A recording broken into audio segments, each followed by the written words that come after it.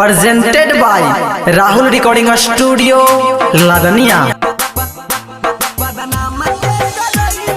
Bamkali recording studio Mansi.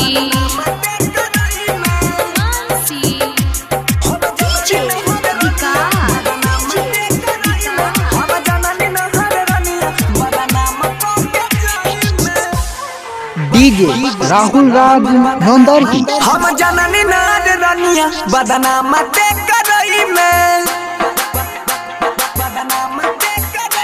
हम जननी नहर रनिया बदनाम ते करई में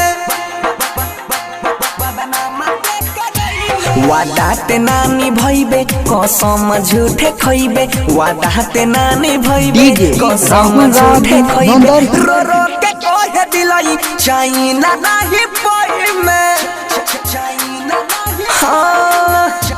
हम जननी नहर रनिया बदनाम ते करई में हम जननी नहर रनिया बदनाम क के जाई में मिक्स बाय गुड्डू गुडेस।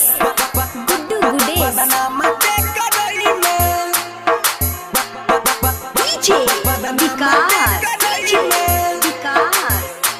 हम जननी नहर रनिया बदनाम ते मटियार कला हम जननी नहर रनिया बदनाम क के जाई में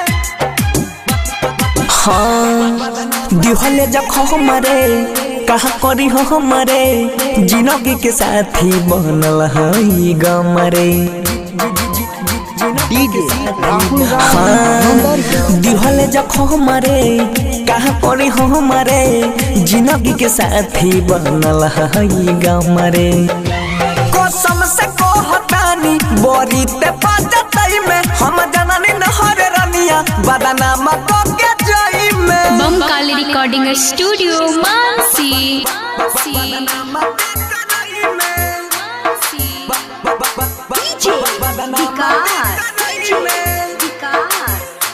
हम जननी नहर रनिया बदनाम ते मटियार कला सीतामढ़ी।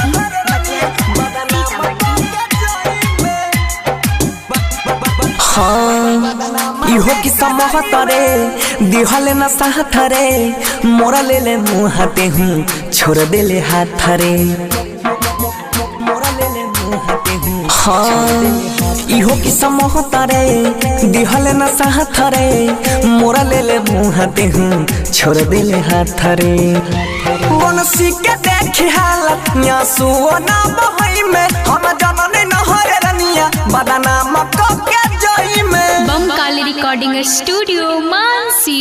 हम जननी नार रनिया बदनाम ते करई में Presented by Rahul Recording Studio, Ladania.